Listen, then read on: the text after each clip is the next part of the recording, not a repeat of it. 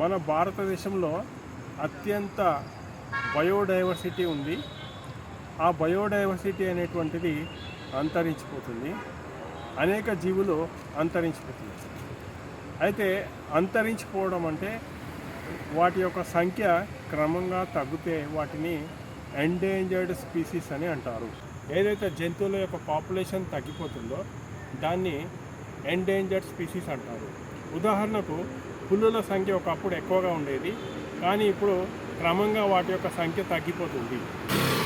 ఈ ఎండేంజర్డ్ స్పీసీస్ని కాపాడడానికి రెండు పద్ధతులు ఉన్నాయి. ఒకటి ఇన్సిటు కన్జర్వేషన్, రెండవది ఎక్సిటు కన్జర్వేషన్.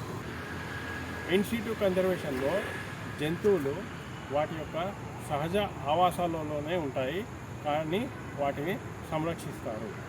దీనిని ఇన్సిటు కన్జర్వేషన్ అంటారు.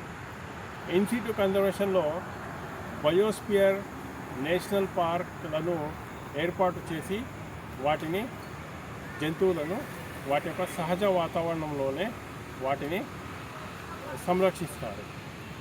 ఎక్సిటు కన్జర్వేషన్ అంటే జంతువులను వాటి యొక్క సహజ వాతావరణంలో నుంచి తొలగించి వాటిని జూ పార్కులో ఉంచి వాటి యొక్క సంఖ్య పెంచి వాటిని తిరిగి వాటి యొక్క సహజ ఆవాసాలలోనికి ఇంట్రడ్యూస్ చేస్తారు. ఈ విధంగా చేయడాన్ని ఎక్సిటు కన్జర్వేషన్ అంటారు. అదేవిధంగా మొక్కలను బొటానికల్ గార్డెన్లో సంరక్షిస్తారు, జంతువులను జూ పార్క్లో సంరక్షిస్తారు. దీనిని మనము ఎక్సిటు కన్జర్వేషన్ అని అంటారు.